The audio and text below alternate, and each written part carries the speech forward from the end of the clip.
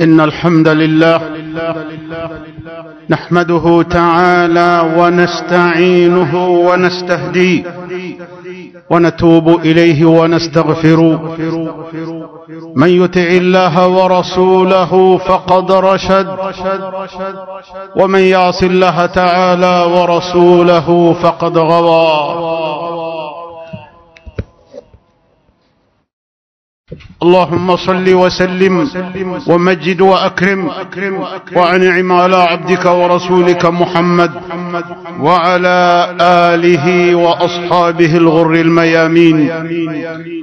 أما بعد، فيا أيها المسلمون،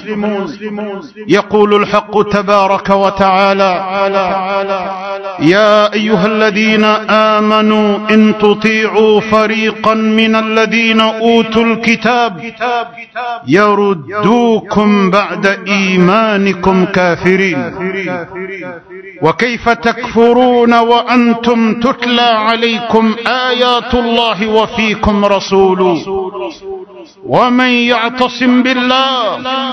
فقد هدي إلى صراط مستقيم. فالإسلام هو صراط الله المستقيم.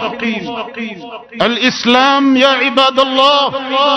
هو دين الله الذي رضيه لعباده. ويقول جل ثناؤه: ومن يبتغي غير الإسلام دينا فلن يقبل منه وهو في الآخرة من الخاسرين. قبل أن تشرك على الدنيا أنوار الدعوة المحمدية،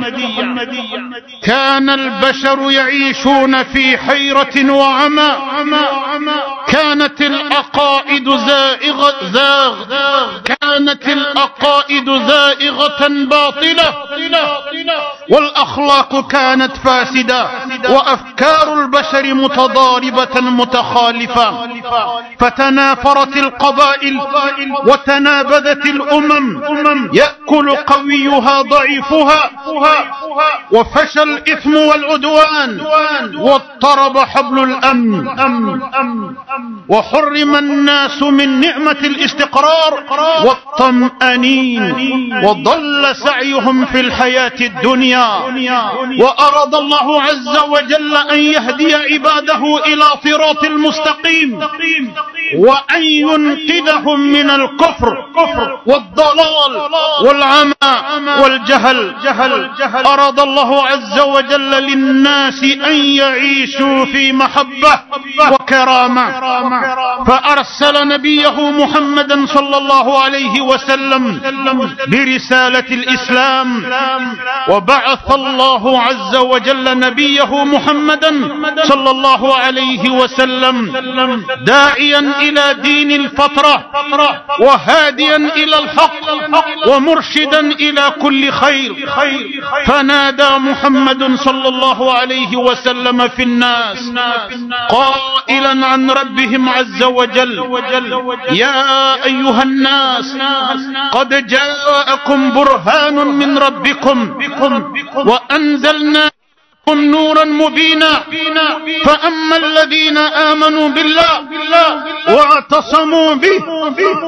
فسيدخلهم في رحمة منه وفضل، ويهديهم إليه صراطا مستقيما. فأقبل الناس على صوت الحق يدخلون في دين الله أفواجا. أقبل الناس على دين الإسلام لأنه الدين الذي حقق لهم الخير في الدنيا والفوز في الآخرة. والإسلام صراط مستقيم في صلة الإنسان بالحياة ونعيمها، والإسلام صراط مستقيم في طريقة التشريع ووضع القوانين التي تهدف إلى خير الفرد والجماعة. والمسلمون يا عباد الله بخير ما استمسكوا بكتاب ربهم وسنة نبيهم صلى الله عليه وسلم، ورجعوا إليهما في كل أمورهم، وجعلوا مبادئ الإسلام أساس حياتهم. يا أهل الإسلام وأنصاره. أمر الله المؤمنين بأن يصبروا على دينهم الذي ارتضاه لهم وهو الإسلام، فلا يدعوه للسراء ولا للضراء ولا لشدة ولا للرخاء حتى يموتوا مسلمين.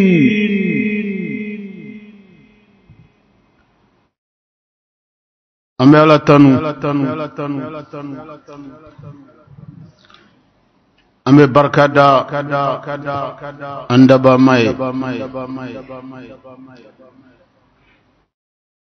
ألمي نايبنا رمضان داون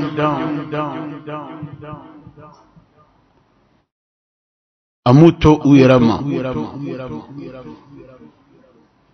yasa aramadun ku dankundo ala ye cideun de chuma cideun kana fo buna aramadun nye mundela ala yu down nata alama daninke kadamadun tu yarama iko mi bagawnde o makeda nuta don cide nunun kana u dankun fo uye nuba don cide nunun kana ku danganeya jidi u ka do ka fo haqqan ala ye daninke abatuli de kama cide nunun ci kunye ole ambe ala tanun ka barka da ala ye nemala ala ye nema minke adamadenya ye ni islamaya dili ye buna adamadenya ma ka silamɛya kɛ a ka diinɛw laban ye mɔgɔ fila ma ɲɔgɔn sɔsɔ o la diinɛ wɛrɛ tɛ jigi diinɛ min kɔfɛ diinɛ wɛrɛ tɛ na diinɛ min kɔfɛ o de ye silamɛya diinɛ ye ala y'ale de kɛ ka diinɛw kuncɛ a y'a ka kumakan min n'a y'o di a ka ciden ma a ka lase buna adamadenya ma n'o ye alquranul karim aya 6 ani aya 600 ani aya 60 ani aya 6 nin bɛɛ lajɛlen ye ala kelen kumakan ye ka ɲɛsi buna adamadenw ani jinɛw ma ako o fana ye ale ka kuma ɲɔgɔnya laban ye ka ɲɛsin adamadenya ma k'ale tɛ kuma alquran kɔfɛ tuguni ala bana ka ciden ci ka fɔ ko de y'ale ala ka ciden laban ye a tɛ ciden ci bilen ciden min kɔfɛ buna adamadenya ma a banna ko ciden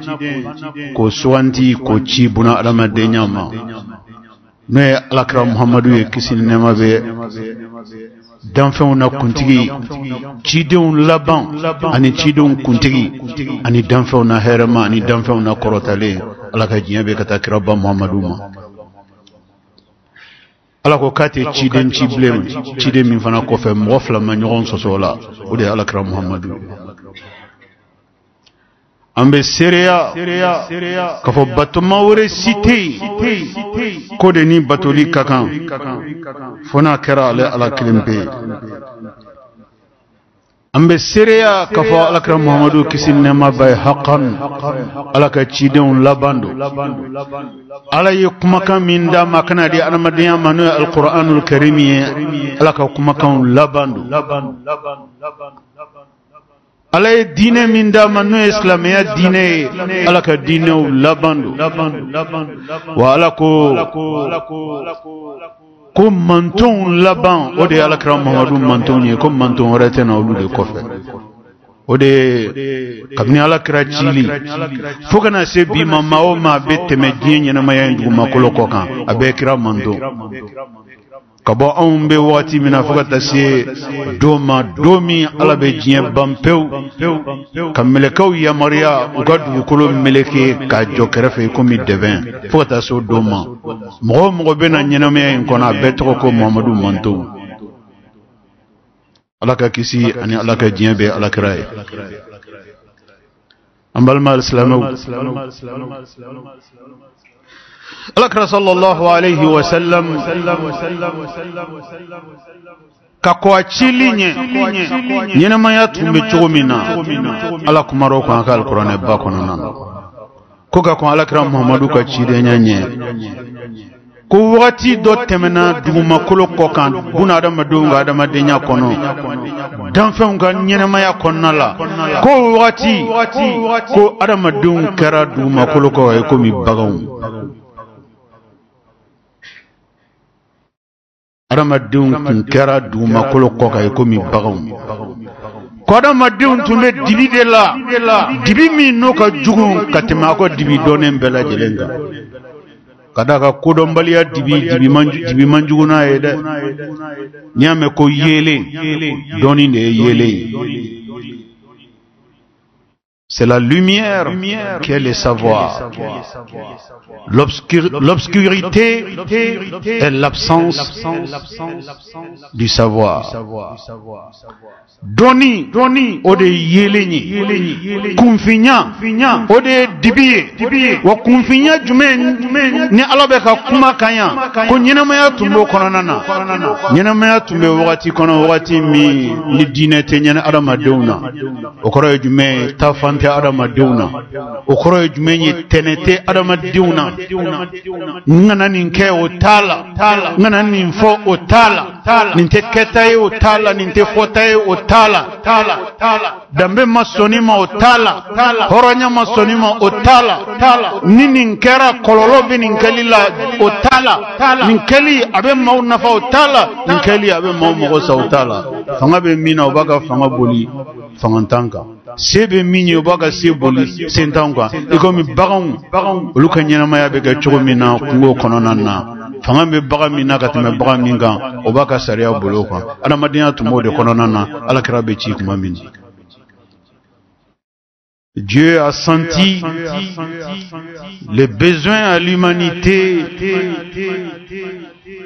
de leur adresser un message. Et ce message fut porté par celui que Dieu a qualifié de son dernier envoyé, son dernier messager. Il fut envoyé avec la dernière religion d'Allah. Il fut envoyé à la dernière communauté humaine d'Allah sur terre. Cette communauté n'est autre que la Ummah du prophète Mohammed, paix et salut sur lui. Vous êtes la dernière communauté à vivre sur la terre. ala kira kisini nema bay ala ba ci doni min kama ala ya ci de nyena maya ma kana nyena maya bo dibila kana nyena maya bo ngalona kana nyena maya bo filila kana nyena maya bo nyogom tonyo konana kana nyena maya bo binganin konana kana nyena maya bo hakechinye konana kana nyena maya bo balmayantanya konana kana nyena maya bo hinentanya konana ala ya adama dinya dan ni dambe minye femi be adama dinya korota femi be adama dinya sinzi femi be adama dinya yiriwa femi be daraja ani baraka do adama dinya la o ya ala ka dine de ala ya ka dine de ala kram muhammadu makisin nema bay kala se nyena mayama nyena maya ka here de kama adama do nga here de kama ala madine inchi adama do mafu kama funa kara adama do uga here ala ya adama dunda abu dangundo femi kanyu uma ala bodon femi manyu uma ala bodon nu teru wirema ukanyena maya beke femi nya ala bodon ngani chiden tiru maku blasra nu tugoro la ukanyena maya beke chugo minafana ala bodon ode kama ala ye ala kram muhammadu kachi adama deuma noye ramadan labamunu nolbe ukanyena maya sigila du makolo ko kabina ala krachili fodomina ala bitaka tajieba mamina ala krachi kisinne mabaye ni islamaya dine odo islame klente du makolo ko ala kra kisinne mabaye akelempe ala ka chikandama kaka lase buna adamadoma no ya ka dine ala kira commencera abe adamadon wele kataka ala ka dinema abe adamadon wele kata islamia dinema abe adamadon wele yasa ubebo ala dombalia dibila kabla ala doni hera kono kabla ala doni noro kono kabla ala doni fusamantiya kono kabla ala batoli obe hera minna sebuna adam mande ma dunya anil akhirah ala kira chira de kisin nema bay akana adam madun wole kana umma ala kira kisin nema bay mamina ayala madun wole li damna ni ala ka dine ala ba ci de nyai na domina o do maka kono islam kelen bunte ka tarate du golo yoro rema kafriya mushrikuya flankafo juguya dana teme nyogon buruja nyogon dafrili nyogon halakili nyogon magosali nyinamuya tumini nyogon tonyo bain anini dibi bain de konnala ala kira nana kisin nema baye kadamadun wele lidamne kana ala ka dinema chekele ane muso kele ulu de folo la ka limaniala che folo mi limaniara la o de kera Abubakar Siddiq Abubakar kuma minna ye ala ka chine Muhammadu ayaka kuma kamine ala ka chika min bada ko chietiya ala kera ye Abubakar Siddiq to da woro de la ko Abubakar Siddiq ko Abubakar chietigi ale mi nye chiemine ama ila fieu atugora chiela mo ye dine mine ala de ya mabela jelen kana ka dine ndo dusukuna wala te dine ndi mo shima fa mo min kanu mo min diara ala be dine ndo tigide ma ala kan dia ala noye mo kanyine mayai en dehors de cette religion. Alors comprenez aisément que cette personne n'a pas bénéficié du degré de bienfait que Dieu vous a fait. Vous, à qui Dieu a donné cette religion, vous êtes au-dessus de toute personne étant dépourvue de cette religion. Ni ala keraka jomi fa ala be dine ndode ko dusukunda ele dine ka do akono ko tigla maka nyene maya ke dine kono kabango tigla mo fatu dine ka ko koro ko tigi ganyina diena ko tigi ganyina Allah ra o yala ka kanunde akona ala ka here shiye mi medine sans fe ote ala ka dine ne baka here be sans fe ala ka dine o de be ala ka fusamantiya be sans fe ala ka dine o de be ala ka kanu nyonya soro ala ka dine o de be ala gere nyonya soro ala ka dine o de be sof la here garanti buna ramade dunya so anillah rasul Abubakar Siddiq ale de foloye ala ka Muhammadu tientiya Alakram Muhammadu Furmuso no amba Khadija tay radiyallahu anha o de kram muso foloye ka alakra kaga chide nya tientiya katwa alakram Muhammadu ko kisinne ma bay salame borom mo kelena dugu ko ka ke mo flay ka ke mo sabay alakira toro de la 100 ans abe maka konona na abe ka buna ramadun wele kana salame dinem ramadun go commencer ka do kelengelen fla saba salame dinela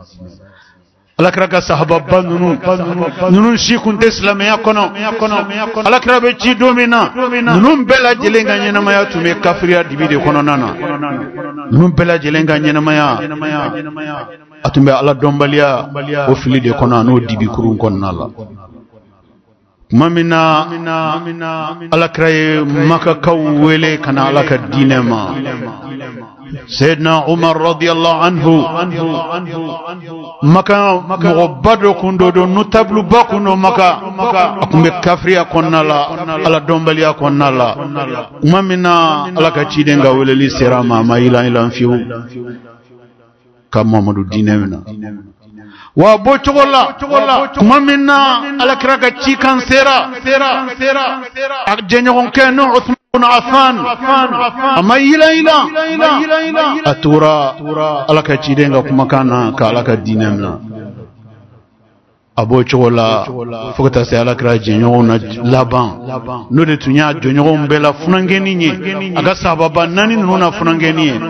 noye Ali ibn Abi Talib alakra bengo ke din ulu bela jelenga islamia alakra nofe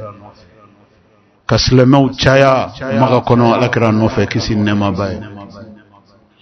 kaslema bo kelena ka ke fly ka ke sabay ka ke tanye ka ke moyen ka ke keme yirikaye pokona islame ke bayirikaye jugiya kasiri alakra la kisi nema bay ala yere ka wajibiya jugiya bonyene kaka sigiro bla akata yorore nyeka ni sani nyeka soro jugiya ina ninde bayira alaka jon ko alaka nema wo nema na ya kaka jonye jugiya bagabe alaka nema bela hasidiya bagabe alaka nema bela nga okorote ko alaba aka jon la bla juguye walma kaka jon la bla hashiduye o masate alay Dundo alaba ka jona jarabi ni jugu ka jugu yaye ni hasidu ka hasidi yaye ngabe laba ala tama be laba chiyama noye ka chiyen de korotan daiman ngalon sanfe juguya bonyene alakra kisin nema bay o juguya masoro dore sife abika buna adama den woleli minge ka talaka dinema munu mason alaka kumakama munu maso dine minelima ulude taraka dine juguye aw ta ke o tiye aw te ala mine ala don o tiye aw te ala bato o tiye ngam mo woro te ala don ma woro te ala bato aw nyana naw mo lukele o namara de ngalon de Waslamia wulila ni juguya de kono nano Islamia falena juguya finde kono Islamia falena jugu ka kele jugu ka fere ani jugu sekonu donko bela jele ya pede ke ka alaka dine mbali ka wuli ngoma alaka dine mbali ka wuli de Dundo alabe limania jon la jarabi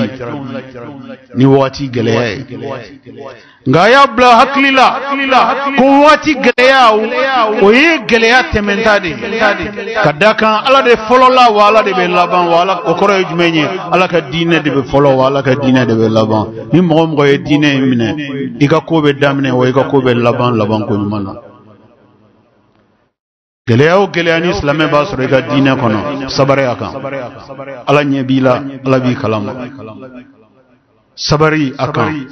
munyu akan imma bato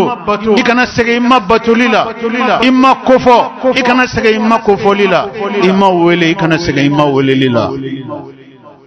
imma de masaye masami ale de be korotali ke ni ala ye jɔn min kɔrɔta mɔgɔ si se k'o majigi wa ni ala ye maaw ma majigi ni diɲɛ bɛɛ jɛra k'u b'i kɔrɔta u tɛ se dɛ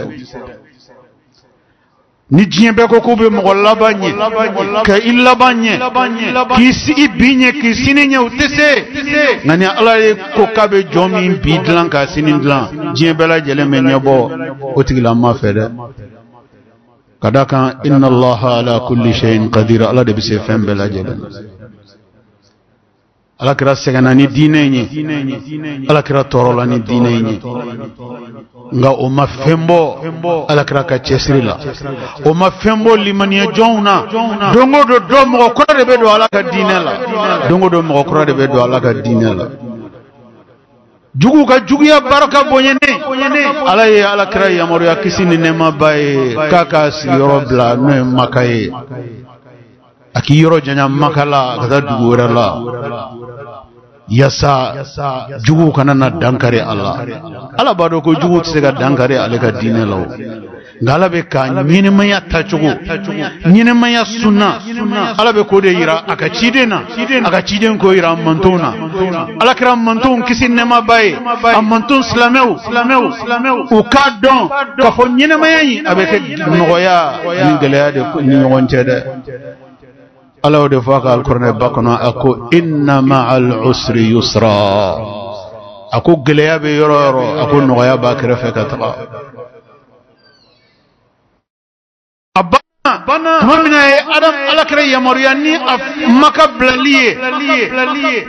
ka taa dugu wɛrɛ la dugu min a ka somɔgɔ tɛ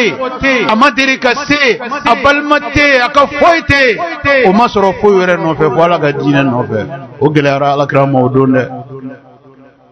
o gɛlɛyara alakira ma o don min ala bɛ Seydina Jibirila ci a ma k'a ka maka bila kisi ni nɛɛma b'a ye o gɛlɛyara ma dɛ alakira bɔra maka dugu kɔnɔ kulu dɔ bɛ maka kɔfɛ a kun bɛ to ka taa ala bato ye a taar'i sigi ye ka maka dugu kɔnɔ k'i ɲɛsin maka dugu kɔnɔna ma a bɛ ka kuma ala ye cogo min a bɛ ka kuma ala ye ten a bɛ k'i miiri ala la cogo min a bɛ k'i miiri ala la ten a ko ale ye mun de kɛ n'ale b'a fa dugu bila ale ye mun de kɛ n'ale b'a wolo dugu bila ale ye mun de kɛ n'ale bɛ boli a ma tiɲɛni kɛ a ma tiɲɛni kuma fɔ a ma nkalon tigɛ a ma nkalon baara a ma man tɔɲɔ a ma tɔɲɔni baara a ma foyi kelen pe kɛ fɔ ala y'a ci k'a ka min kɛ ani ala y'a bila ka min fɔ a y'o de kɛ ja mɔgɔ bɛ to ala nɔfɛ i bɛ gɛlɛya sɔrɔ n'o kun tɛ kɛ ala ka cidenw kun tɛ tɔɔrɔ dɛ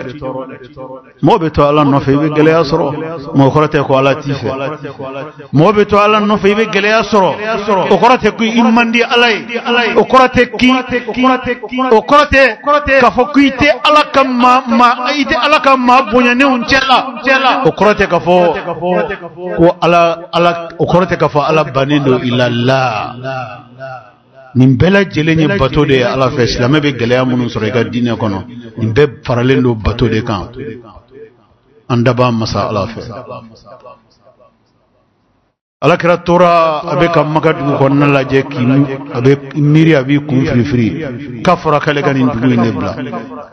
ale fa wolola ale fa ta fa wolola ale ba wolola ale ba ta ba wolola ale yɛrɛ wolola ale kabila bɛɛ lajɛlen wolola ale barajuru de bɛ nin dugu in kɔnɔ k'ale ka nin dugu in bila a dun ma foyi juguman kɛ ala ye aya jigi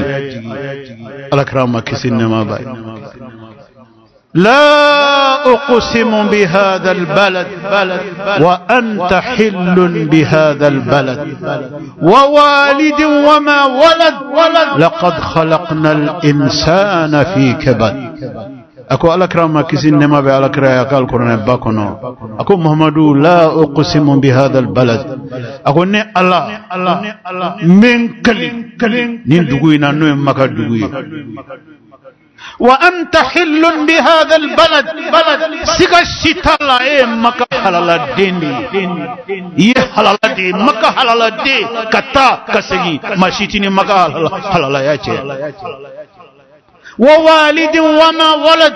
إفاي مكة حلال ديني إفاتا فاي مكة حلال ديني إيري مكة حلال ديني موشيكا حلال يا مبونيتا مكة كونو إما فلفيو محمد ngala bena munda kuma kayinga ako laqad khalaqnal insana fi kabad ako ale ala ana madin dan faka geleya de fana irala aw nyata alquran yoro do be ala ba fo ala madin arraahu istaghna إن الإنسان لا يطغى رآه استغنى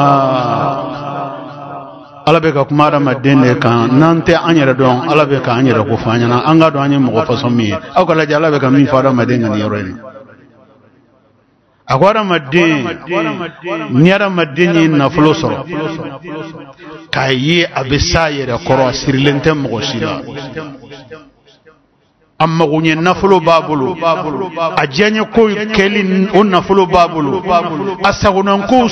kɛli o nafolo b'a bolo a diyaɲɛ fɛnw sɔrɔli o nafolo b'a bolo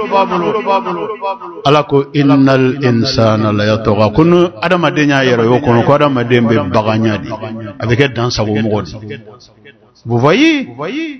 Dieu parle ici de l'homme qu'il a créé de ses mains. Il dit que l'homme a un problème. Lequel? Quand l'homme se voit suffisant, quand l'homme voit qu'il suffit à lui-même, quand l'homme voit qu'il a les moyens de faire ce qu'il veut, d'avoir ce qu'il veut et d'empêcher ce qu'il veut, alors l'homme pense qu'il n'a plus besoin de rien et de personne sur terre, y compris Dieu lui-même. C'est Dieu qui le dit. Le fait d'oublier Dieu veut dire quoi?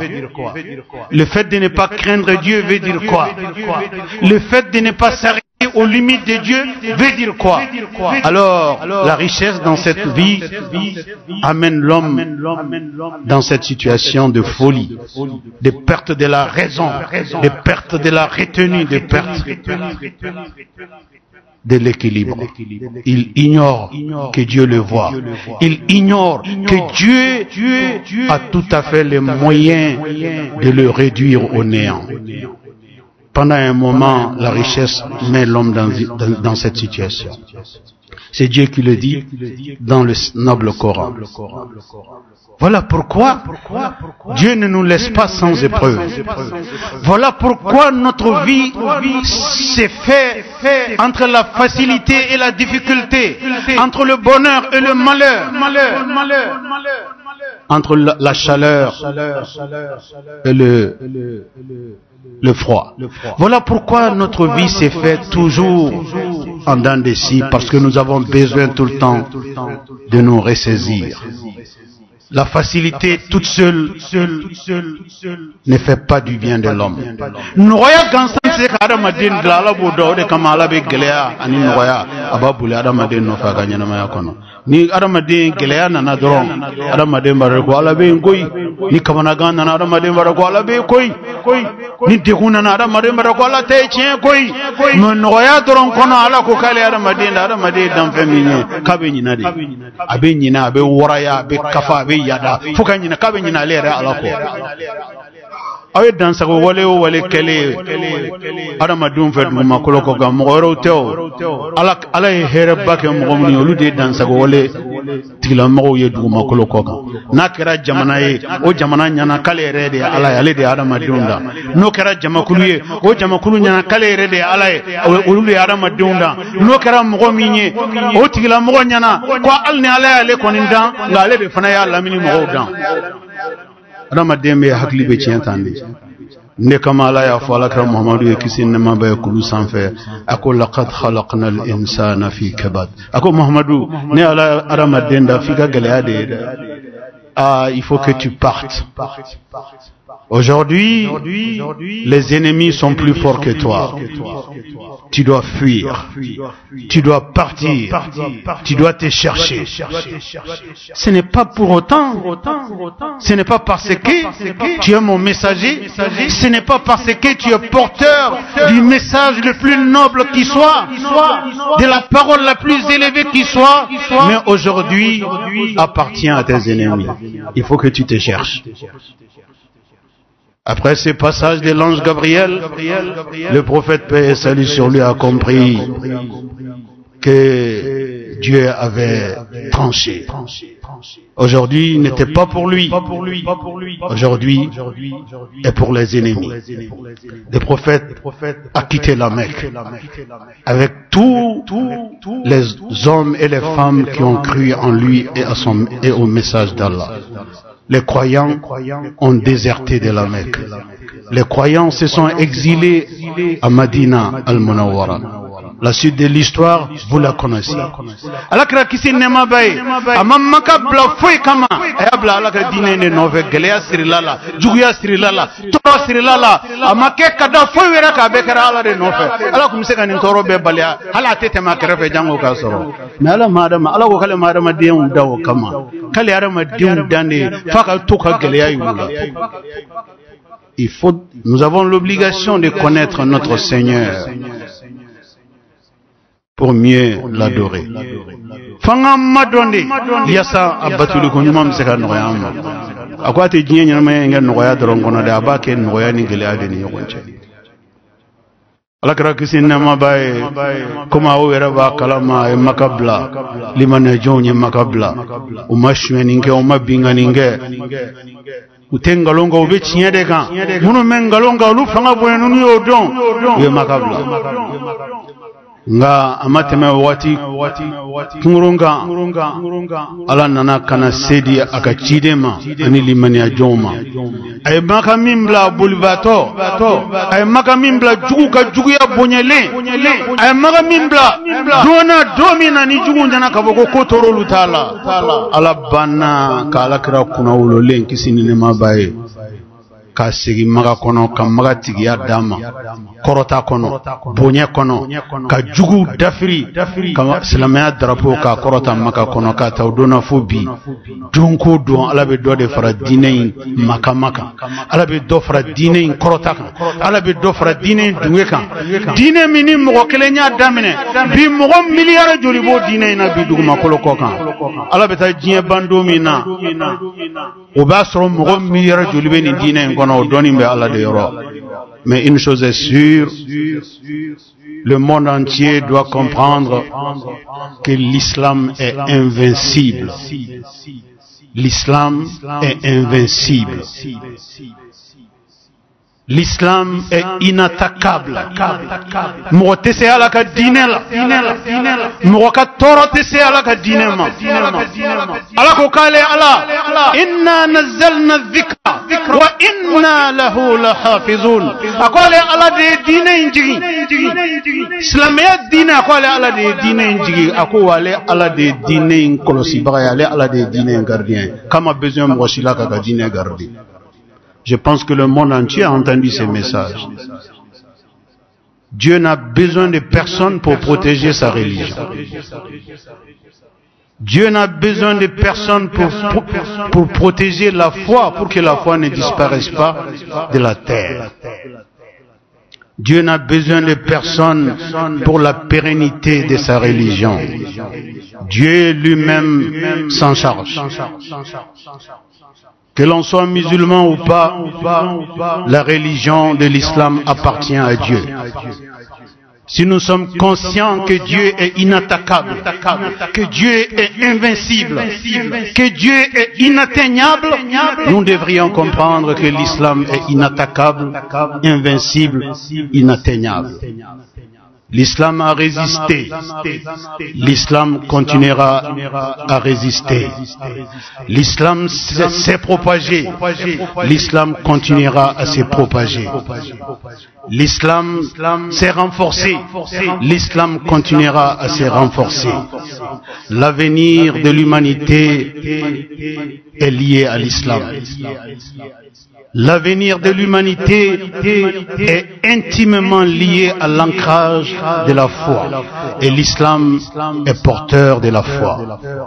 Le messager d'Allah, paix et salut sur lui, le bien-aimé Mohammed, paix et salut sur lui, il a commencé tout seul cette religion. Aujourd'hui, vous avez des milliards de personnes qui se réclament de cette religion. Cela veut dire tout simplement que l'avenir de l'humanité est lié à l'islam. Allah kan la mo dine kono. Allah kan balo dine kono. Anga nyenama ya Allah ka ke dine kono. Allah kan sabati dine kono. Allah kana an labla juguye. Allah kana anga dine labla juguye. Allah ka koratan dine ñi Allah ka dine barkado anna Allah ka dine barkado anga barawla Allah ka dine barkado an sigiro la ka dine barkado anga jamana la Allah ka dine barkado islam jamana bela jelena a'udhu billahi minash shaitanir rajim يا أيها الذين آمنوا إن تطيعوا فريقا من الذين أوتوا الكتاب يردوكم بعد إيمانكم كافرين وكيف تكفرون وأنتم تتلى عليكم آياته وفيكم رسوله ومن يعتصم بالله فقد هدي إلى صراط مستقيم بارك الله لي ولكم في القرآن الكريم ونفعني وإياكم بما فيه من الهدى والبيان وذكر الحكيم. أقول قولي هذا وأستغفر الله العظيم الجليل لي ولكم ولسائر المسلمين من كل ذنب فاستغفروه إنه هو الغفور الرحيم. إن الحمد لله نحمده تعالى ونستعينه ونستهديه ونتوب إليه ونستغفره. من يطع الله ورسوله فقد رشد ومن يعص الله تعالى ورسوله فقد غوى. ألا وصلوا وسلموا على خير البرية وأفضل البشرية كما أمركم المولى عز وجل وقال عز من قائل حكيم إن الله وملائكته يصلون على النبي يا أيها الذين آمنوا صلوا عليه وسلموا تسليما. اللهم صل وسلم ومجد وأكرم وأنعم وبارك على عبدك ورسولك محمد صاحب الوجه الأنور والجبين الأزهر. وارض اللهم عن خلفائه الراشدين المهديين أولي الفضل والإحسان أبي بكر وعمر وعثمان وعلي. وارض اللهم عن جميع صحابته الكرام والتابعين لهم بإحسان إلى يوم الدين وأنا معهم بمنك وكرمك يا أكرم الأكرمين. اللهم أعز الإسلام والمسلمين اللهم أعز الإسلام والمسلمين وأدم الأمن والاستقرار في ربوعنا واجعل هذا البلد آمنا مطمئنا وسائر بلاد المسلمين. اللهم آمنا في أوطاننا وأصلح واحفظ أئمتنا وولاة أمورنا واجعل اللهم ولايتنا في من خافك واتقاك واتبعك يا رب العالمين. اللهم إن أحييتنا فحينا مسلمين وإن توفيتنا فتوفنا مسلمين وأنت راض عنا غير غضبان برحمتك يا أرحم الراحمين. ربنا آتنا في الدنيا حسنة وفي الآخرة حسنة وقنا عذاب النار. ربنا لا تزغ قلوبنا بعد إذ هديتنا وهب لنا من لدنك رحمة إنك أنت الوهاب. اللهم أرنا الحق حقا وارزقنا اتباعه. اللهم أرنا الباطل باطلا وارزقنا اجتنابه. اللهم ما سألناك فأعطنا وما لم نسألك فلا تحرمنا بجودك وكرمك يا أكرم الأكرمين. ربنا هب لنا من أزواجنا وذرياتنا قرة أعين وجعلنا للمتقين إماما. وسبحان ربك رب العزة عما يصفون وسلام على المرسلين والحمد لله رب العالمين.